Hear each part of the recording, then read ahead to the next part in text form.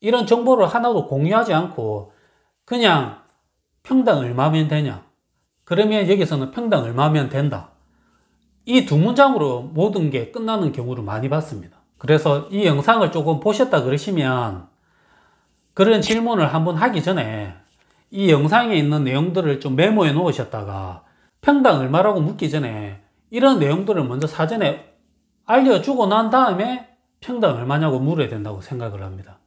이런 걸 묻지 않고 질문하는 것도 오류가 있고 답을 하는 것도 맞지 않다고 생각을 합니다. 영상이 도움이 되셨다 그러시면 구독과 좋아요 부탁드리겠습니다. 안녕하십니까, 집주는 박사입니다. 이번 영상에서는 보통 집을 지으려고 그러는데 평당 얼마에 지을 수 있습니까? 이 질문이 얼마나 위험한 질문인지에 대해서 좀 설명을 드리려고 합니다. 많은 분들이 상담을 하면 첫 질문이 그겁니다. 아무것도 묻지 않으시고 30평 정도 집을 지으려고 그러는데 평당 얼마 정도 하냐고. 대답도 명쾌합니다. 평당 500만 원이면 됩니다. 그러나 이 질문과 답에는 상당한 오류가 있다고 생각을 합니다.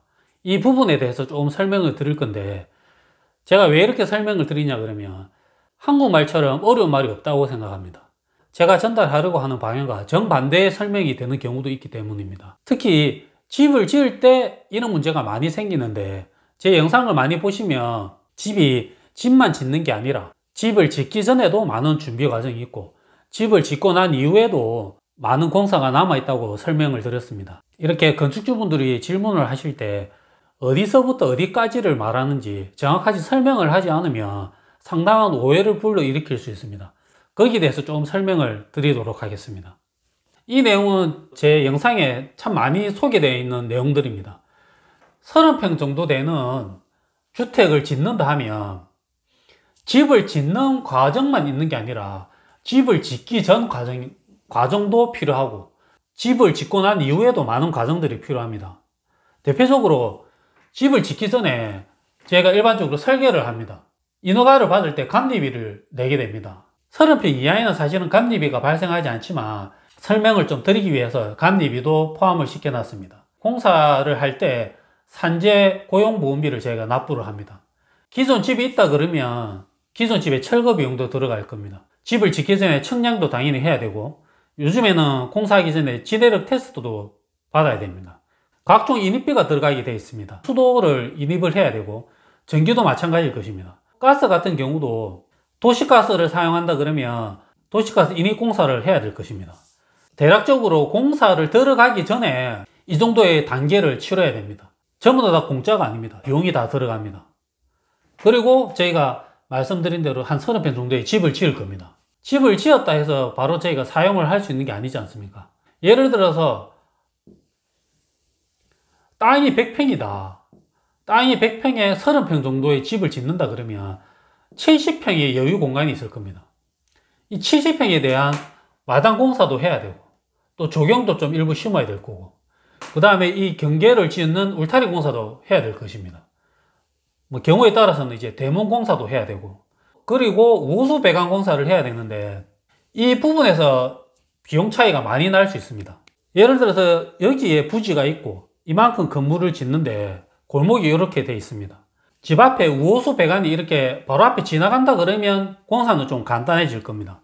그렇지만 우호수 배관이 골목 외부에 있다 그러면 이만큼 추가적으로 공사를 해야 될 것입니다. 이 비용도 생각보다 많은 비용이 들어갑니다. 그리고 시유 우호수 배관이 지나간다 그러면 괜찮은데 이런 게 없다 그러면 정화조도 설치를 해야 되니까 그런 비용이 다 또 추가적으로 발생을 합니다. 이렇게 설명드린 대로 집을 짓기 전에 이 정도의 비용이 들어가고 집을 짓는데 이렇게 비용이 들어가고 집을 짓고 난 이후에도 이 정도 비용이 들어가게 되어 있습니다. 여기서 제가 말씀드리고 싶은 거는 상담을 하거나 이렇게 할 때 30평 주택을 지을 건데 보통 얼마냐고 이렇게 질문을 하면 어디서 어디까지 질문을 하는지 정확하게 말씀을 하셔야 됩니다.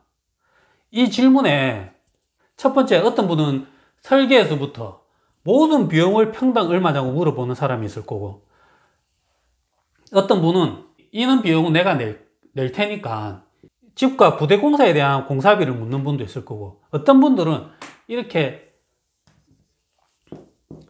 집만 짓는 거에 대한 공사 비용을 여쭤보는 분도 계실 겁니다. 단순히 30평 주택 평당 얼마냐고 물어봤을 때 질문은 이 하나지만 속뜻은 이렇게 세 가지가 있다고 생각을 합니다.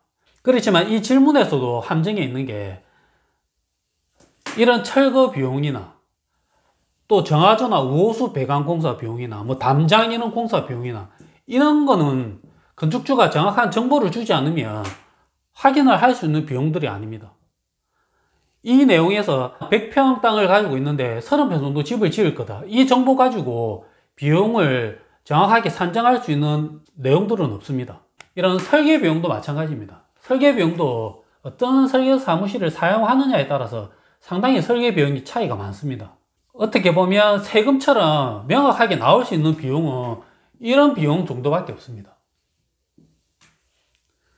이런 각종 인입비도 말씀드린 대로 주변 여건에 따라 상당히 달라지는 비용들입니다. 평당 500만 원으로 집을 지어 드리겠다. 이 말은 엄연히 말씀드려서 의미 없는 대답밖에 안 됩니다. 그러면 더 축소를 해서 제가 설명을 드리면 앞, 뒤를 다 빼고 집을 짓는데 평당 얼마 드냐? 이 하나만 가지고도 제가 설명을 드리겠습니다. 어떤 분이 이렇게 질문을 하는 겁니다. 30평 정도 주택에 보통으로 지으려고 그러는데 비용이 얼마 드냐? 이렇게 물었을 때 시공자가 평당 500만 원입니다. 이렇게 답을 했다. 여기서 건축주가 느끼는 이 질문과 답하고 시공자가 느끼는 이 질문과 답에는 많은 차이가 있다고 생각합니다. 이렇게 같을 수가 없습니다. 제 생각에는 거의 다 같지 않다고 생각을 합니다. 건축주가 생각할 때 30평 정도의 집을 보통으로 지었을 때 어떤 자재를 쓰는가 하고 시공자가 생각했을 때 평당 500만 원으로 보통의 30평을 지었을 때 자재는 많은 차이가 있다고 생각합니다. 예를 들어서 지붕 재료가 있을 거고 뭐 벽체 재료도 있고 뭐 창호도 있고 바닥 재료도 있고 상당히 많은 리스트가 있을 겁니다. 그렇지만 이제 건축주가 생각하는 보통의 집은 예를 들어서 지붕이 보통 요즘은 징크를 사용하지 않냐. 그러면 벽체는 뭐 벽돌도 사용해도 되고 징크도 사용해도 되고 뭐 복합 판넬을 사용해도 되고 창호는 어느 회사 제품 정도 등급은 돼야 될 거고 바닥은 뭐 어떤 재료를 쓰고 리스트가 있을 겁니다. 그런데 시공자가 생각하는 평당 500만 원이었을 때 꼭 이렇게 징크로 마감을 한다고 생각을 안 할 수도 있습니다. 시공자가 생각할 때 500만 원으로 30평 주택을 보통으로 지었을 때는 뭐 지붕은 기와가 되고 벽체는 뭐 스타코 정도가 될 수도 있고 창호는 또 어느 제품을 쓰고 바닥재는 또 이런 제품을 쓰고 리스트가 다 있을 겁니다. 이렇게 건축주가 생각하는 평당 500만 원짜리 보통의 30평 주택하고 시공자가 생각하는 평당 500만 원짜리 보통의 30평 주택이 상당히 다를 수가 있습니다. 이런 걸 비교하지 않고 그냥 보통의 집, 그냥 평당 500, 이 말씀만 듣고 계약을 했다가 나중에 문제가 되는 경우가 상당히 있습니다. 건축주가 생각했을 때 보통은 전부 다 징크를 사용하지 않냐 이렇게 생각할 수 있지만 시공자 입장에서는 평당 500만 원으로 징크를 사용할 수 없다. 무조건 기와가 돼야 된다. 이 하나부터 해서 문제점이 많이 생길 수 있는 겁니다. 제가 다른 영상에서도 말씀드렸듯이 징크를 해서 똑같은 징크가 아닙니다. 재료가 상당히 다양합니다. 뭐 기와라 해서 또 똑같은 기와가 아니고 기와라는 재료 중에서 금액 차이가 나는데 이걸 어느 정도 정하지 않고 가면 나중에는 무조건 문제가 생깁니다. 여기서 상당히 중요하다고 생각하는 게 평당 500만 원에 보통 등급의 30평 주택을 지어드립니다. 이 말 뜻은 건축주는 평당 500만 원이면 내가 원하는 재료를 써서 내가 원하는 형태의 집을 지을 수 있다고 생각을 하지만 시공자 입장에서는 평당 500만 원에 보통의 30평 주택을 지어드리겠다는 뜻은 건축주가 요구하는 사항을 모두 넣어서 집을 지어드리겠다 이 뜻이 아닙니다. 내가 알아서 평당 500만 원짜리 집을 이렇게 지어줄 테니까 더 이상 중간에 뭘 해달라 이렇게 요구하지 마라 이 뜻하고 비슷합니다. 그래서 나중에 보면 뭐 싱크대를 정한다든지 어떤 경우에는 조명 하나를 정할 때도 부딪히는 경우를 제가 봤습니다.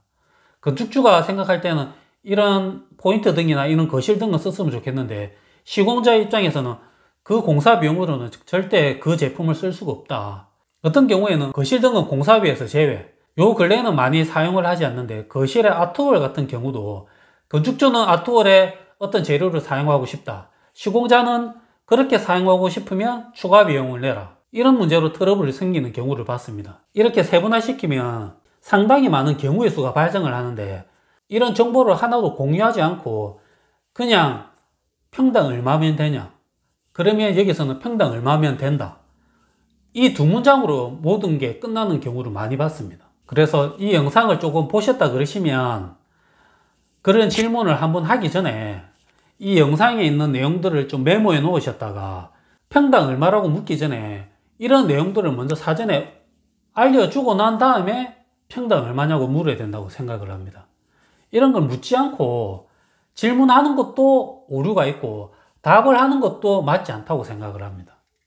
많은 분들이 제 유튜브를 보시고 블로그에 있는 내용들을 다 봤다고 하십니다. 그 내용들을 다 보고 했는데 평당 얼마라고 질문을 하면 답이 없다는 것도 잘 알고 있다. 그런데 평당 얼마면 되냐 이렇게 묻습니다. 가끔씩 이런 내용을 들을 때 조금 허탈하긴 한데 그래도 꾸준히 할 겁니다. 언젠가는 이게 조금 바뀌지 않을까 싶습니다. 영상이 도움이 되셨다 그러시면 구독과 좋아요 부탁드리겠습니다.